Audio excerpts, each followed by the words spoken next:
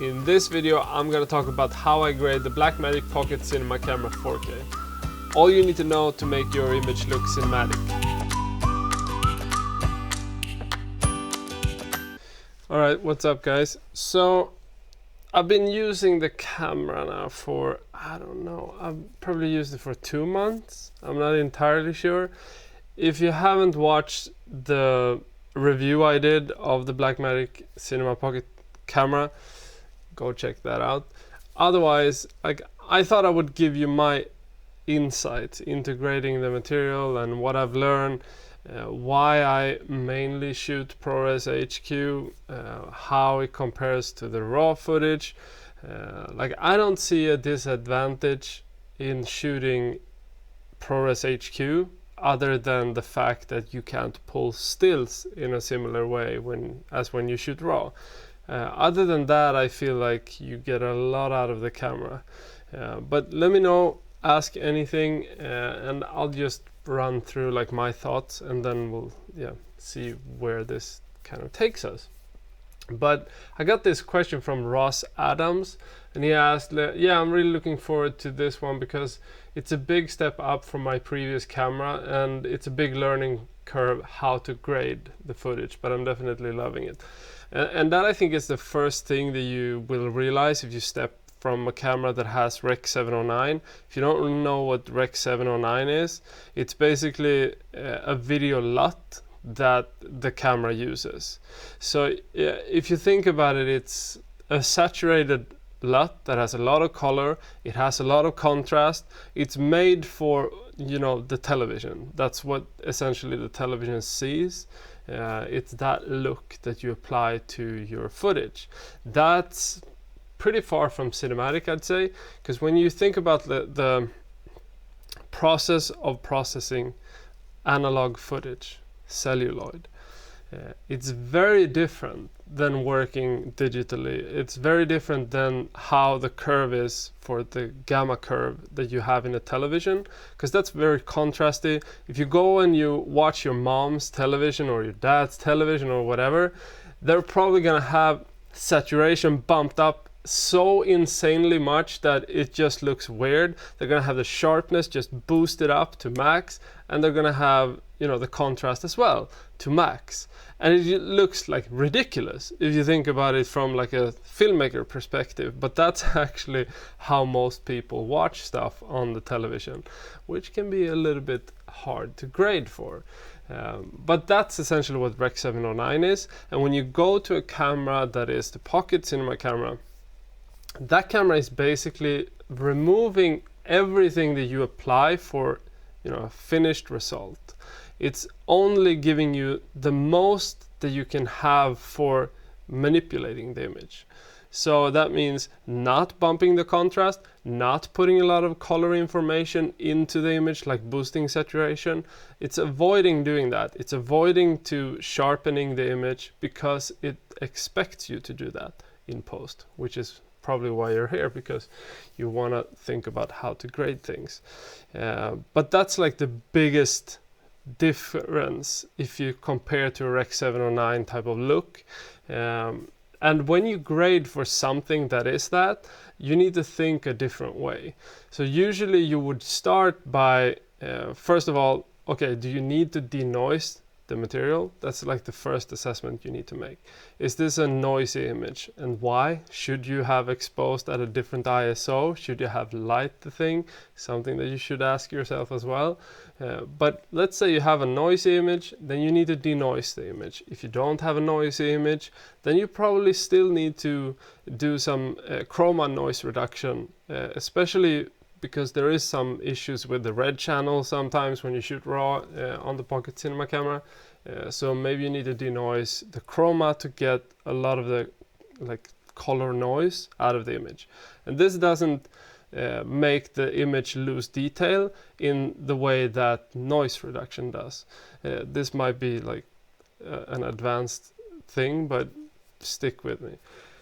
Second step is basically setting the saturation. So boosting that up, not as you want it in the end, but a little bit so that you can see what you're white balancing a little bit more. And when you do that, okay, so you then step to the next step, which is white balancing.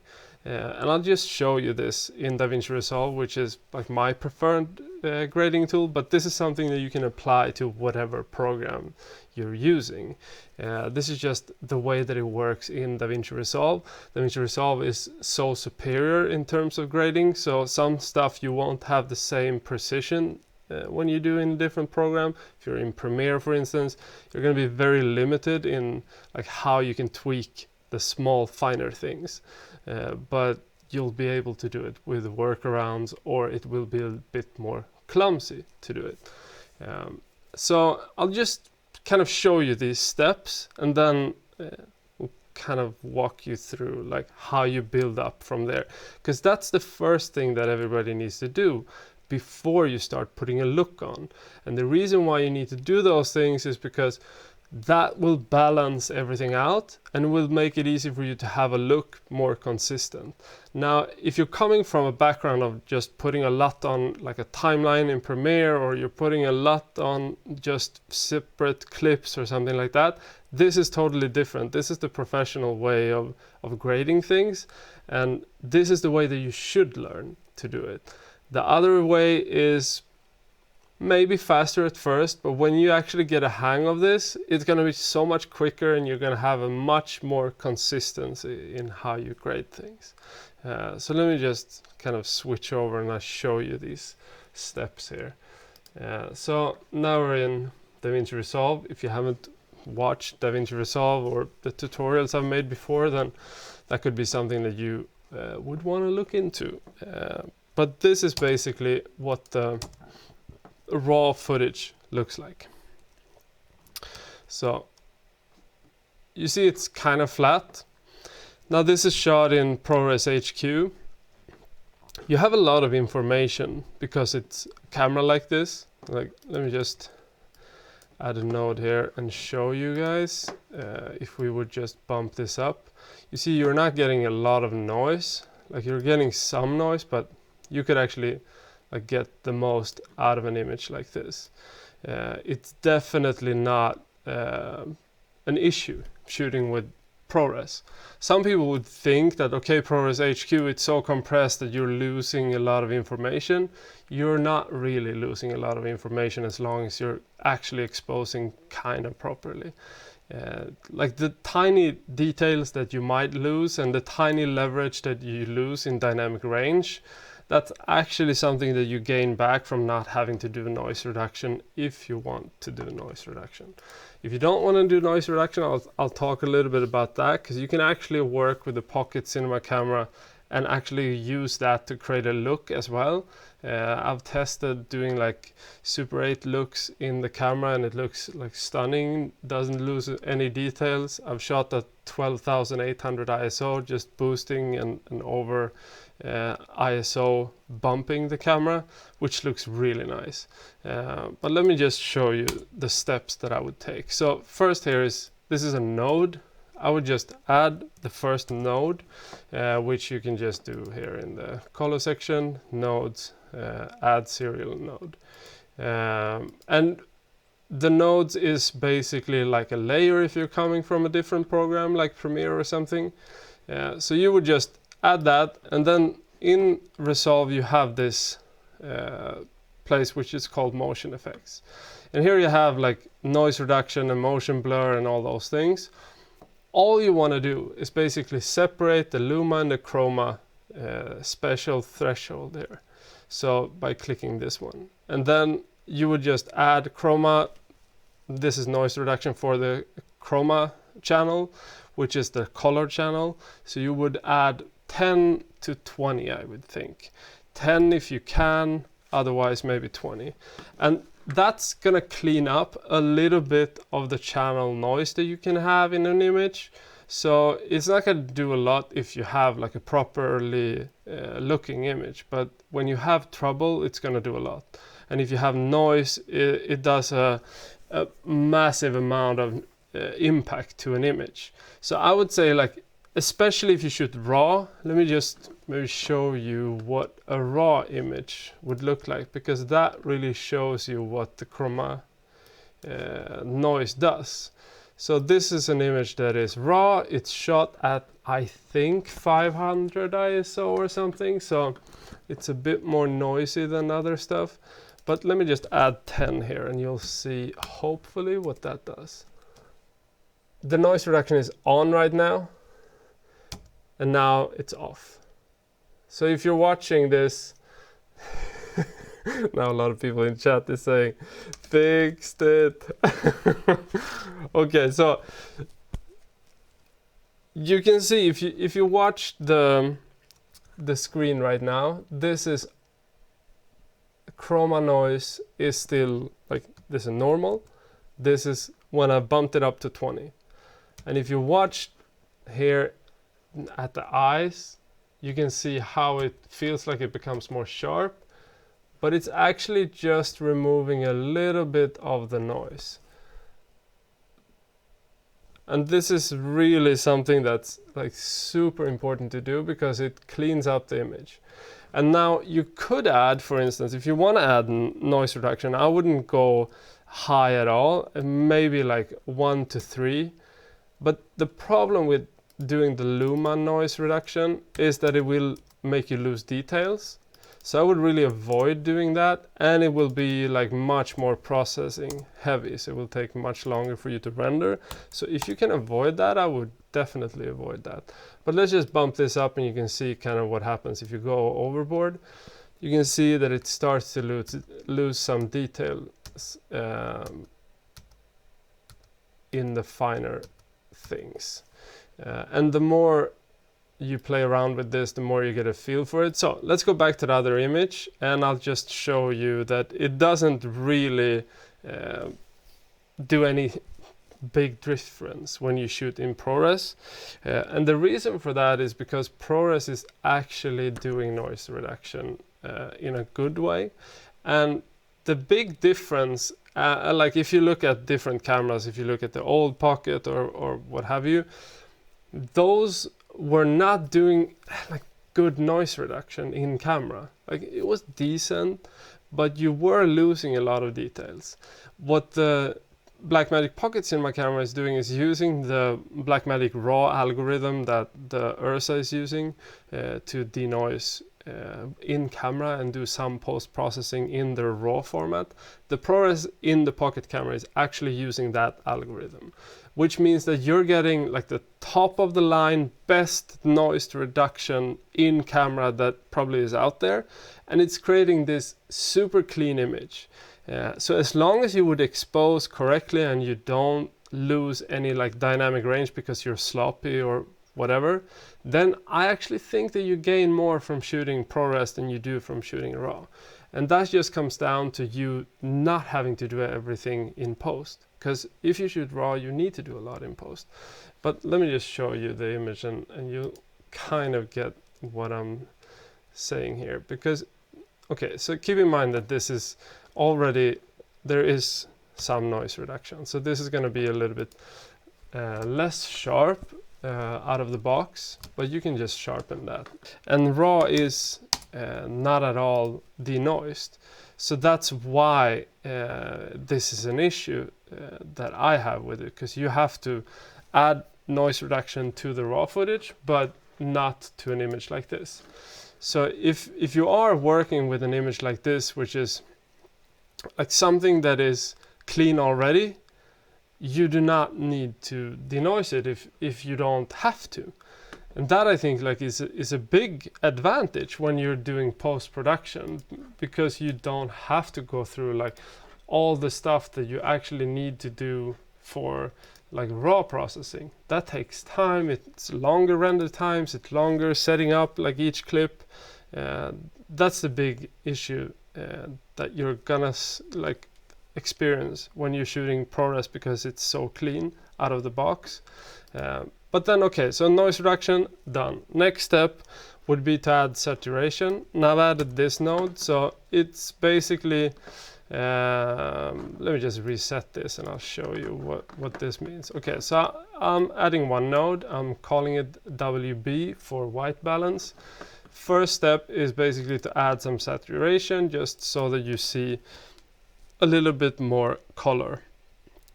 if you would work with a Blackmagic Pocket, the old one, you would actually need to do this like 100% saturation.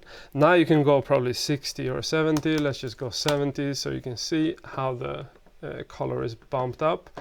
And then this is the fastest way of color correcting an image. And this is where it gets really interesting, I think, because this is so freaking quick to do.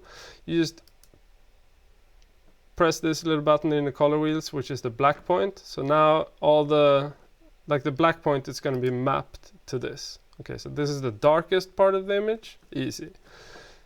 This is the brightest, which is going to be the widest point. Now I don't really have a clean white type of point, so I'll just point it in the window, and this is going to be good enough.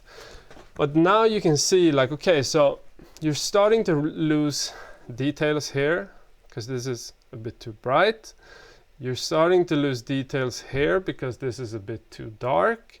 So the way I usually go about it is I go into the curves and then I just look at the scopes, which is these right here. So you would go and you would bump up the black point so you start to see the information here again. Because anything that's below 0 is gone.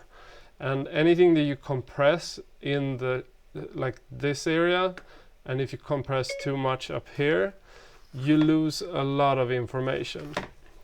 So we do the same for the white point. We just pull that down so we can keep it under control. I usually want to keep it around like 900-ish and 100-ish for a while. And then the second step to this is basically just bumping up to set like how you want the look to be. And that comes down to how do you want the blacks mainly. So I would usually like bump the blacks up a little bit so I get more detail there. Now this is not something that's about setting the final contrast or anything. This is just setting the information so that you have the information to continue grading. Now if we go in here, we can see that we still have information here. You could go down even lower. Now you have even more information there, and it's important to keep an eye on that because you're losing, as you can see, when we go up a little bit, you can see here that you're starting to get like color weird shifts here because you get less details. So I would always be like super anxious to get like as much information as you can in the first step. Now this is not going to be like the final look of this. This is just going to be something that you need to protect the darkest areas and the brightest areas going into the grading. So this is basically a balancing of the image. Now this is just the first step, but from this you can kind of build up a grade, and this is like the first step of cleaning up an image. So if you have seen anything that I've done before on like color grading and stuff, this is something that I always do. It's not very different for the Pocket Cinema Camera 4K. I would say though that I don't do much noise reduction, like barely any. So if I shoot RAW, then I would keep the noise most of the time. I'll shoot around like 100 to 400 ISO and 1250, and that's just to keep the image as clean as I can, but then I'll keep the noise and I'll make that into a look. I'll do some chroma noise reduction, but I won't generally want to noise reduce anything. And let me just see if I can show you what happens when you have like a noisy image. Let's see if I can find one. Not that one. This one has quite a lot of noise. So this is raw. Let me just see for reference what this is shot in. Oh, it doesn't say ISO there. Okay, let me just go and check over here. This one. So this is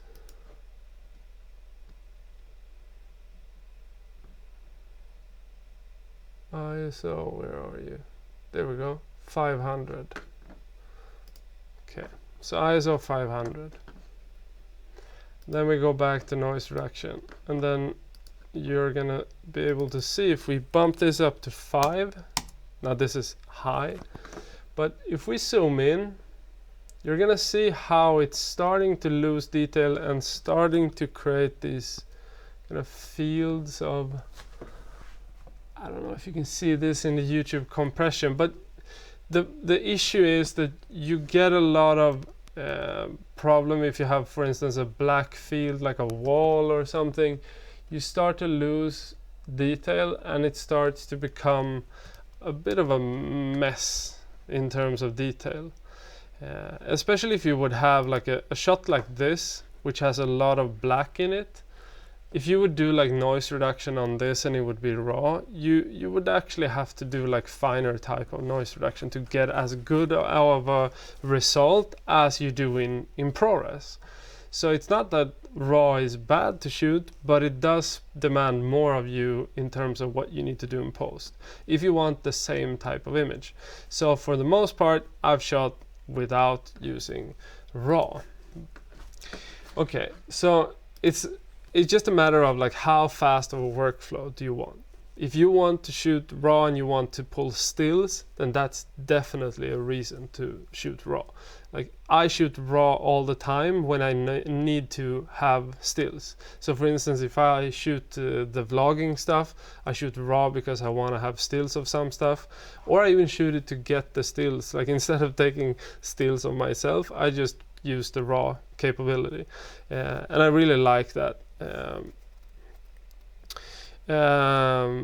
Temporal noise reduction or even temporal noise reduction in neat video is way superior. Yeah, I don't think so at all. I've used neat video for a lot of stuff. I think it's really good, but like you can get the same results if you play around with these. Like you have faster mode, you have better, you have enhanced, you have radius, you got tons of stuff to play around with. Like neat video is great. I used it for the Pearl of Africa and was able to do so much with like that DSLR type of footage. It looked like terrible. DSLR type of footage that looked so freaking terrible, and it actually came out good when I added some grain afterwards. So it's a great plugin. If you use Final Cut or if you use Premiere, it's great, but Resolve can do similar stuff within the program, and it's not really a big deal, I think. I would rather not use it. I own the plugin for Resolve, but I don't use it because I just think it's slower to render and it's just a workaround to have a plugin. It's easier to just do it natively. Yeah, that's just my opinion though. So let me see if we can take some questions before I go on. Let's see. Original Trevor Pinocchi, or the original Pocket implementation of ProRes was not very good. I always shoot raw with it. Yeah, me too. The old one, it lost a lot of detail, but I think I put some in the timeline, which is actually ProRes. So this is actually the old Pocket. Let me just see if I can use this grade here to show you. Like this, as long as you expose this image correctly, like it's not really an issue of like the old Pocket being a bad camera. Like it's a great camera. So I'll just do this really quickly so you can get a look, and I'll switch so you can see. Here we go, and then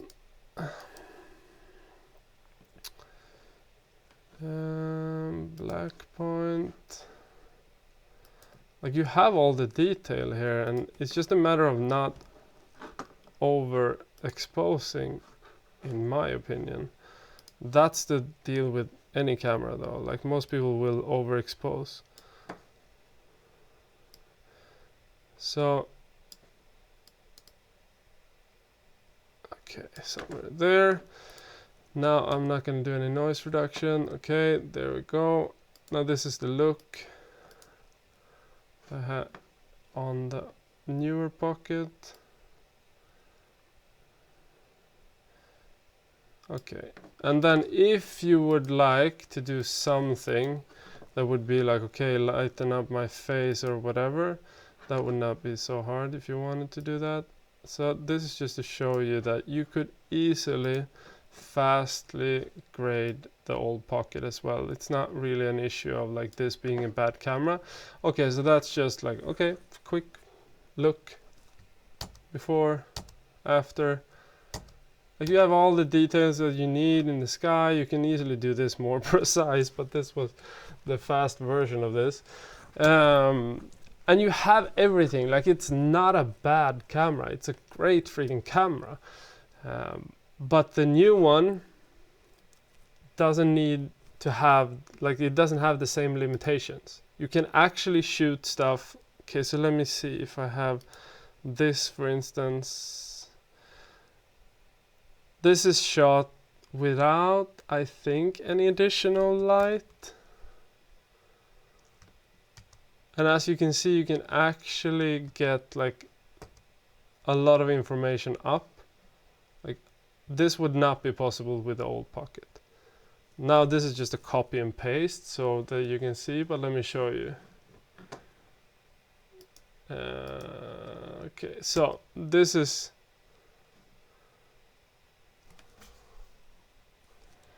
like it's so slow, the computer, because I'm recording audio and video and live streaming and doing Resolve.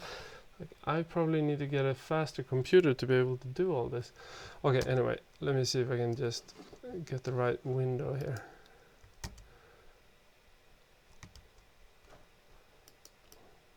What's up? Okay, there we go. This is the original image. And this is the bumped up, just so you can see how much of information there actually is in the newer camera. And you're not really getting any noise here. So this would not be possible with the old pocket, but that would be like one incentive to actually want to use the new one. But I don't think it's a bad camera at all, the old one is amazing. Okay, so let's just go back to my screen. Like this is so confusing because I usually have my UI here. So next question. Your hotkeys are on the numpad? No, they're like 1, 2, 3 something, I think. I'm not sure, but I'm pushing. I need to do this afterwards. I can't research this live. That's gonna mess it up even more.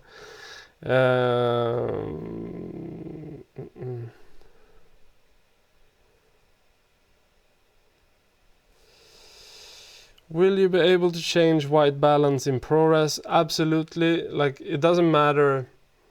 The white balance, if you shoot in RAW, like the advantage that you're getting when you shoot in RAW is that you can do like color temperature fixes. Like if you have something that's 5600 Kelvin, and then all of a sudden you would go out and you would expose something in 3000 or something like that, then it's actually less destructive, or you get less noise problems because you shoot in RAW, because you have the latitude and the temperature and the ISO settings. Those things don't matter. So if you shoot in RAW, you can change the ISO settings and all that in post without it affecting the image. Now you do get a different noise profile on each ISO setting, and with color temperature you would get like the opportunity to change the color temperature. But the camera has so much dynamic range that you can still change the dynamic range or the color temperature without a problem. And you can still color correct like terrible clips because you have the dynamic range and the color information. So that's the main issue of having a camera like this, which doesn't do all the processing and just bake everything in. So Gary Lane, hey Johnny, thanks Gary Lane for the super chat. After you're done doing the mining town doc, what's your next documentary on? Also, any thoughts on super Takumar lenses? So I ordered 2 or 3 super Takumar lenses. super multi-coated tachometer lenses. I think they're great. One of them I have. Two of them the Swedish Postal Service has kidnapped. One of them I think is in my postal office as we speak, but it took like 3 months to get there. Like, the Swedish Postal Service is a joke. So hopefully I can try them very soon, because I think that those will be a dream to have on the Ronin with a focus wheel. But yeah, outside of that, like docks, I'm actually making 2 feature docks at the moment. One for Swedish television, which I checked the earliest interview that I've done in that project was 10 years ago. So that's like a long project, but we actually sold the project to TV, I guess in like October or something. So we've been like editing all that material now. It's a bit of a secret project. Like, it's not a secret. I can't say that I'm making it, but I can't say what it's about. That film is being made. We're going through all the material at the moment, and then we're doing a lot of reenactments, and then we're filming a lot of new stuff. That's going to happen during the year. But then we also pitched last week for a series on also the Swedish public television, which we also got to go ahead on. So I'm making a short film about, I guess it's not that secret. Kind of secret. Okay, so let's keep it secret for now. But it will include dogs. So that's like a short film that I'm making for TV. And then we're researching for them also miniseries that are like short film miniseries, like 5 episodes or something. So those things I'm making outside of the Kino project. But they actually are shooting in Canada, Whitehorse, on Wednesday.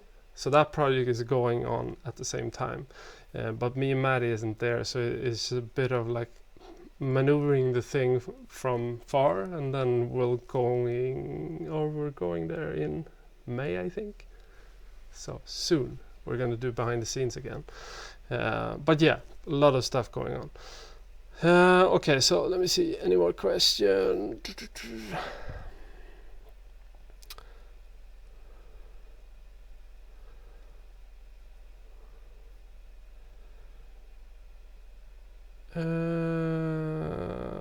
The ProRes video, the ProRes looks video-ish though, almost like my GH5. RAW is another league, at least C200 RAW level with no processing. I don't agree at all on that actually, because I think that comes down to how you grade it. It comes down to how you grade it. It comes down to how you process it. Okay, so this is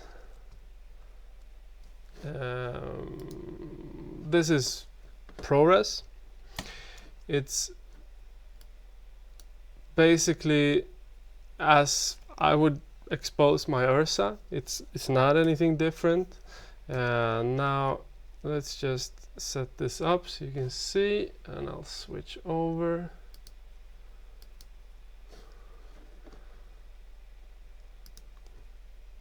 This computer is killing me. How come it's so freaking slow? Okay, so this is the original image. Let me just bump this on. We set this one, black point, white point, contrast. Okay. So this is basically the details that you would get out of this image. And then just put the look on. Doesn't look that good, so let's do it step by step.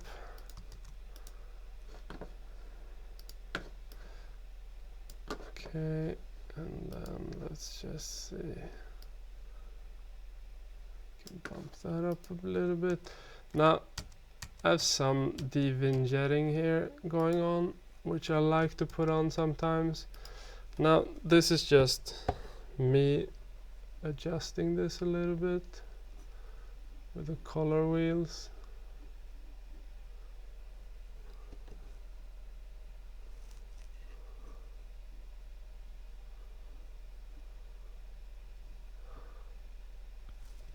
but I think I need to soften this look a little bit. Oh, it's so weird to be using this.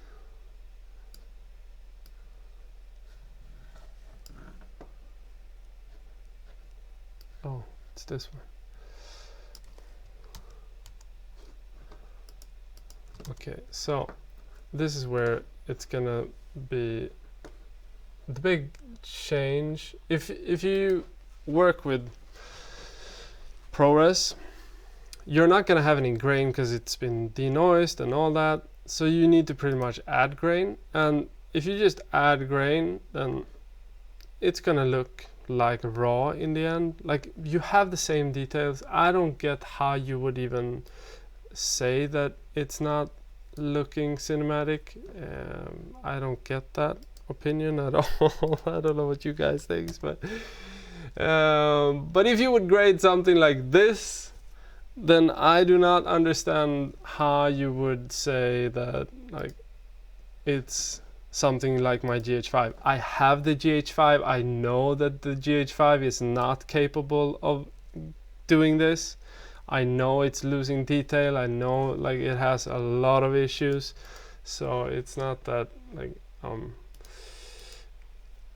unaware of the GH5's limitations. You get too much noise in those cameras. Yeah, but that's just like my opinion. So that's how I would kind of like, that was a quick look into how I would kind of put my touch on it. Now this is so quick, so you'd probably do it more in detail.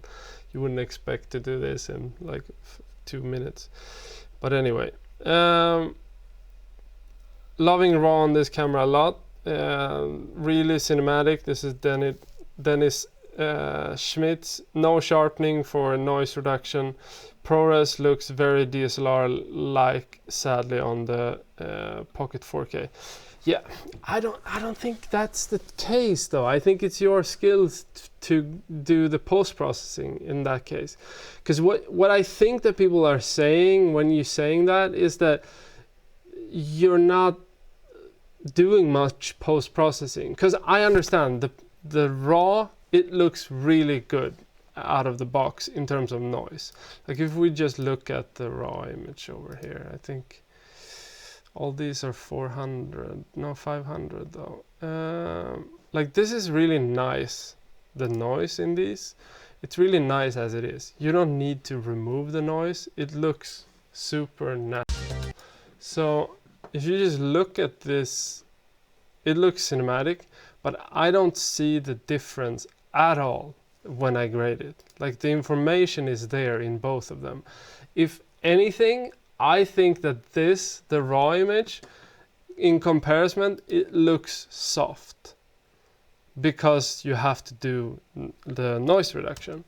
So I don't think that's the case. I think it comes down to how you grade it and how you're used to using that camera, because you need to learn how to grade for your specific camera. That's why like certain people grade better for certain material. Like I've used for instance like good colorists for DSLR material, and they have sucked, and they're amazing if you have high res material, but I've been so much better than them at getting most out of those cameras. So it just comes down to being used to those cameras. When you give somebody a format that they're used to, they can get much more out of it than you could otherwise, and you need to think about that yourself too, because I'm the same with cameras. Like if I own a camera, I know it in and out. It's the same when you grade a camera that you know in and out. Like it takes time. I didn't want to make a review of the Pocket camera before I actually used it. Like I don't want to do a review when I just like, oh, I just got this camera, and then I go out and do it. That would suck. Like I went to Iceland and I went through a snowstorm and I actually used the freaking camera to be able to give my opinion. You should do the same if you're working with like a format and grading it, I think.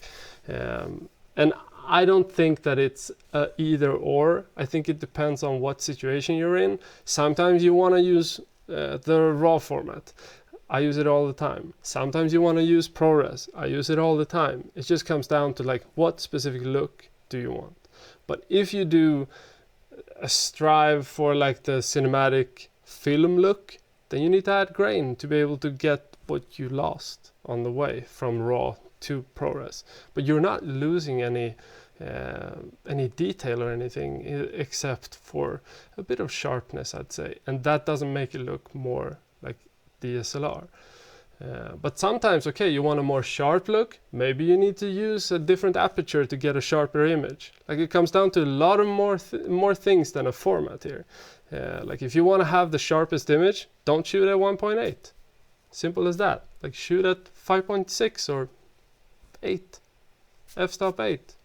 You're gonna have a sharper image. So you need to think about more than just like, okay, this camera has this format, this is the best. It doesn't work like that, sorry. But again, just me speaking here. Let's see.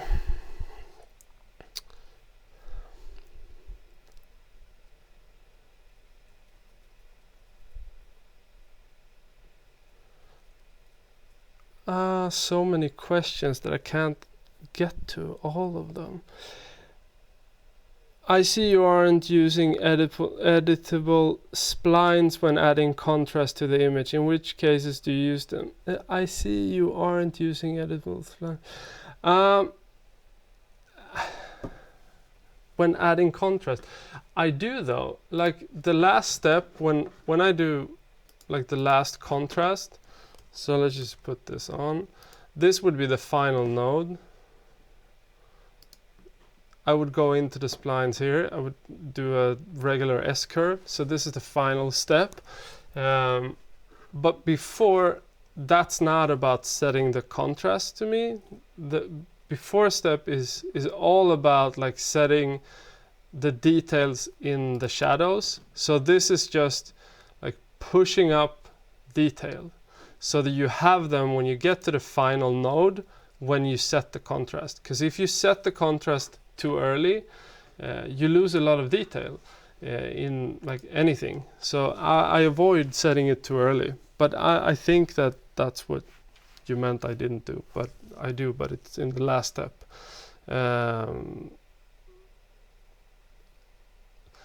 Marciano production, it's also important to choose the right ISO for the right situation. Definitely, that's everything.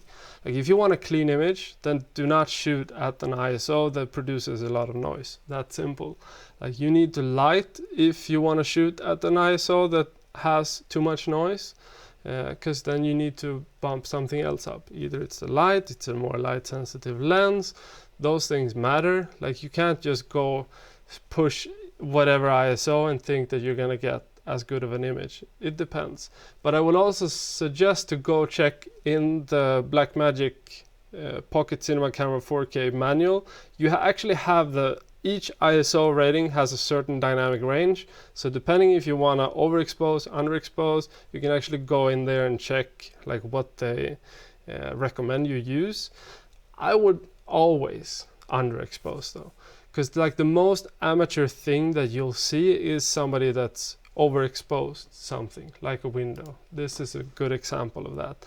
If you wouldn't have the detail here in the window, like it wouldn't look like anybody professional would have lit this. Or this, for instance, in the face. If you can't control these details, that's a giveaway that you don't handle light very well.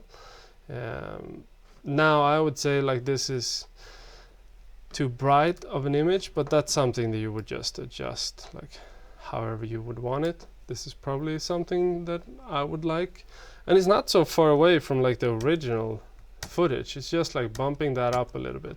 Now if I would do this more in detail, I would probably mask this out, take away a little bit of the light up here, like just make it more focused on her.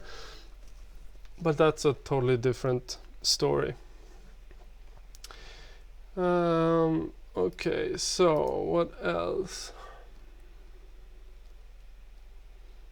This is more of a shooting question. What's the sweet spot for exposure for the camera? I haven't nailed the exposure and it seems to really impact the colors. Yeah, again, like look at the dynamic range specs in the manual, because they are different for different ISOs. So depending on what you're after, you're gonna have to expose like differently. But I would say like you really need to protect highlights in any camera if you want to be able to push the image. A camera like this can handle underexposure and push things up. If you just look at this, for instance, how much detail we could get out of these shadows, like you don't get much detail when you look at this part, but if you look at the shirt, you can really get a lot of information out of that. So I wouldn't worry about like underexposing at all.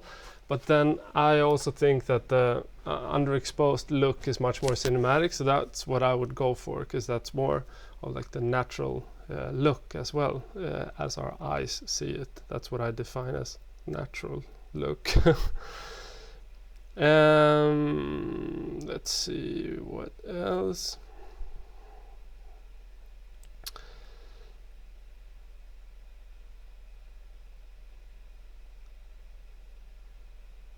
I've heard that this Jon Eriksson, I've heard that the Super Takumar lenses are radioactive. The back element is coated with some kind of stuff. Yeah, and same. A lot of those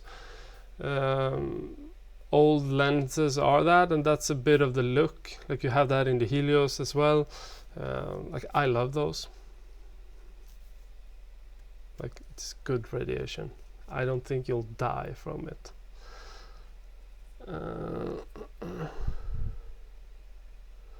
Gary Lane says it's less radiation than eating a banana, so that's that.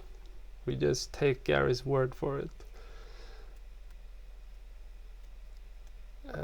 Here's a question. Can I use the Pocket 4K for shooting weddings? One gimbal, tripod, and one monopod? Absolutely. Like, it just comes down to, I think, if you can focus it manually, or if that's an issue, then that would be the thing. Otherwise, definitely. Do you have any thoughts on certain aspect ratios regarding your style of film, and do you differentiate between YouTube and your docs in that regard? Yeah, we definitely shoot differently when we shoot the docs. So we shoot wider and we shoot for the big screen rather than the small phone screen. It goes the same for like if you shoot a thumbnail, for instance, you want to have it optimized for the phone. So I generally try to shoot a little bit wider for the docs, and I generally think that too close on a big screen, if it's not an effect that you're going for, it looks like you're not so used to putting stuff up on the big screen, because it becomes so freaking big. I shot most of my first film, Zero Silence, on like 1.4 DSLR, like 5D Mark II. Everything was 50mm. It was too close. When I watched it on the big screen, like certain shots looked amazing, but a lot of the stuff I just was like, whoa, too close. So you get used to that, and then you kind of adapt to shooting for that screen, I think. But I think for Kino, some of the stuff was shot in, if I'm not mistaken, 235, because that's what the end result is going to be. But sometimes I just shoot like 16:9 just to have some leverage, because then at least like you can bump it up or down, or like if there's a mic in the image, then you're safe. Like that happens. I saw a shot just a few seconds ago. So it's just sometimes that you miss those things when you're on the shoot.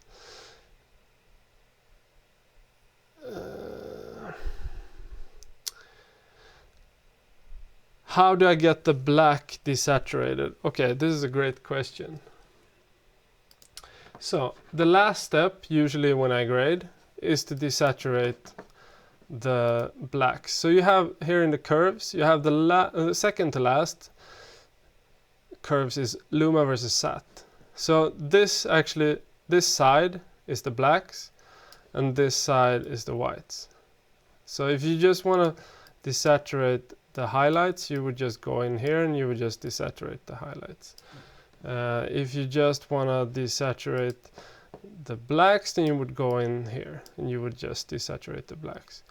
And like this is a crucial thing, because most of the time when you have a color cast, so let's say we would just add in the blacks, like this is a look that you actually sometimes you do go for a look like this. So let's go in and we would make this really blue, but this blue looks a bit unnatural. So then we would go in and we would just desaturate the blacks, and you would see that it gets a different type of depth to them. Like you still get the blue, but you don't get the harsh blue that this has. Now maybe you need to bump up like her face or something, but overall this might be what you're after in terms of like a cold look in the room. So then maybe you need to like target just her face or something. But that's how you would get that color cast away but still have the look. Because when it's too harsh, when it's where we were before, this looks like an amateur has done it, or it's a like uncontrolled look. While when you actually can control it a little bit, you can get a cinematic look out of it, but still know what you're doing.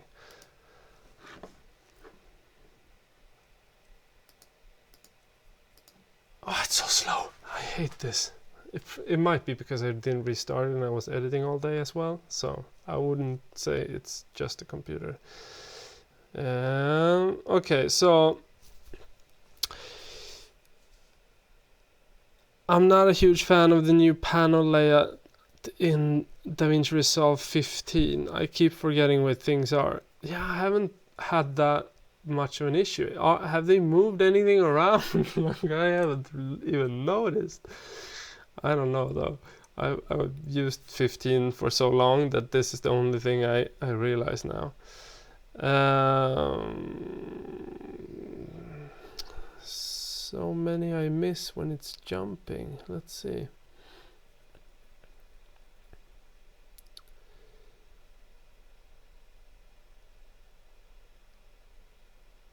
Oh yeah, I know that because this is something that people often like they don't really understand what the cinema cameras, which is pocket cinema camera as well, do differently than other cameras do, and this is kind of crucial. So most cameras, the GH5 for instance, which I don't even know where it is, it has a lot of sharpening going on in the camera, and especially when this is a big problem when you have, for instance, ISO 800 or above, and you have something that's a noisy image. When it sharpens that noise, it looks ridiculous. It's very hard to clean up in post, and that's the biggest difference, because cameras like the Pocket, even the old one, they didn't do that. So that's why you get such a cinematic look out of it, because it doesn't start to look strange and like a shitty camera would look. Because of that, and I don't even understand why they do it. Like the Sony cameras does a similar thing, but they like denoise a lot in the camera instead, and then it becomes a different weird fake type of film look. That's just certain cameras does too much in the camera. I don't want them to do much in the camera, but I do like Blackmagic RAW. And just the speed of it and all that, so it becomes a balance. And I think that with this camera you don't have that balance yet. You still have, like, it's really heavy and it's really slow to shoot with the Cinema DNG, so you would really like the Blackmagic RAW, so you get the good, like, effective format, but still all the latitude and all the good things that RAW bring you. So I would hope that they would implement that soon, but they haven't, so we'll see when it comes. But it's a big issue that they haven't, for me at least, because I don't want to shoot in ProRes. It's just a matter of, like, that's the most effective way to get quicker results. Now I've started to shoot much more in RAW just because I want to pull stills, and I've noticed that that's a big thing for me, that I want to pull stills, and then when you start doing that, you really want to have the Blackmagic RAW format as soon as you can, because it's just like it kills your computer to work with that. Any sound coming out of your AirPod, or are you just flexing? Actually, there's one rule that you have to have when you have the AirPods. I don't have the case because it's in a different jacket that's upstairs. Never put it anywhere else than in the case. And the case is upstairs, so I can't go and put it anywhere, and I'm not going to put it down because then I'm going to lose it, and it's also out of batteries. So yeah, that's that. I wouldn't find it because it's out of batteries. Otherwise, you know, Find My iPhone helps.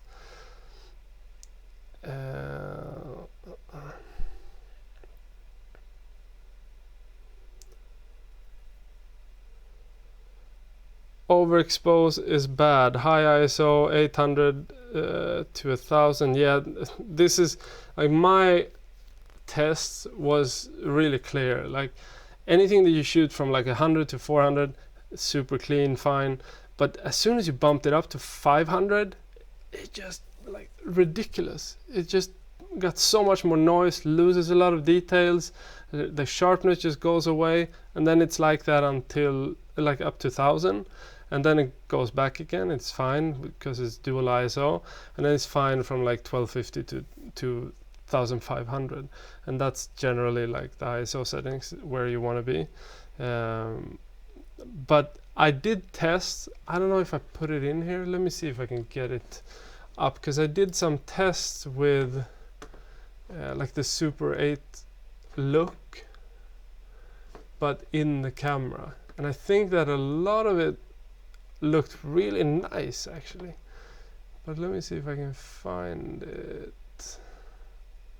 because I bumped it up just to see like how much can you actually do in the camera. I don't have it here, so I'll just tell you what I did. Okay, so Super 8mm generally I think it's like 16 frames per second or something. So I set the camera to 16 frames per second. I boosted it up to 12,500, and then I used that like grain to create a look. And when you do that, I think that you get a very close to Super 8mm look, but you can do it in camera, and you don't have to do anything other than, you know, grading it to look like that. But just by shooting it 16 frames per second and then doing the over cranking of the ISO, you can get like a super nice looking look out of it. It's just a bummer that I don't think you can save the settings, so you just can have like a click of a button and then switch over, because it's a bit of a bummer to have to like, okay, 16 frames per second, how often do you shoot that, and be like jumping back and forth. That's a bit of an annoying thing, but I would like that they added something like that, because I liked that look a lot. Okay, so let's see what else.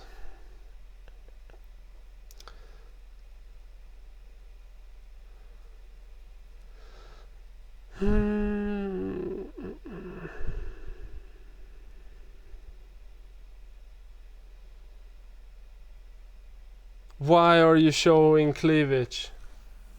Why shouldn't I?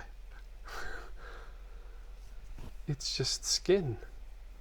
Anyway, so I guess some last questions here. I'm careful with exposure. Let's see. Okay, so there was one issue that I noticed. So some people have been talking about there being like a red channel type of issue. I don't think that that's really an issue in the stuff that I shoot. Mainly, I think that I noticed a little bit when I was shooting the tests.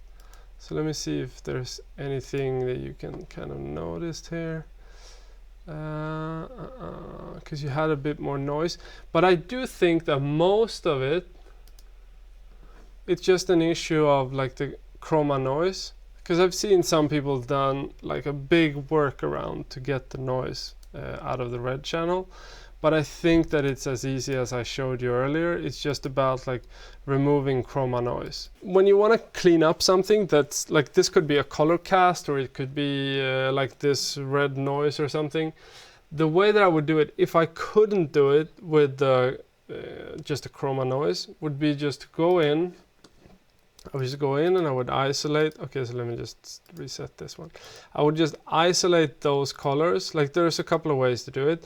You could change the hue, which would be okay. So the red and the yellow maybe, so you would change that. That would be one way. But generally when you have a color cast, you need to compensate for whatever cast there is. So let's say, okay, the blue is too harsh in this one. You would just drag that down, desaturate it, and then you would have it be more balanced. This image is actually more of a factor of like, oh, it's a bit too red, so maybe you would like drag that down a little bit, and then that would balance it out. That would be like my way of doing it because it's more natural, I find, than doing it in like certain ways look less natural. For instance, there's like a bunch of ways in Resolve which are perfectly fine, but I think that they often creates a lot of banding and weirdness going on in the color channels.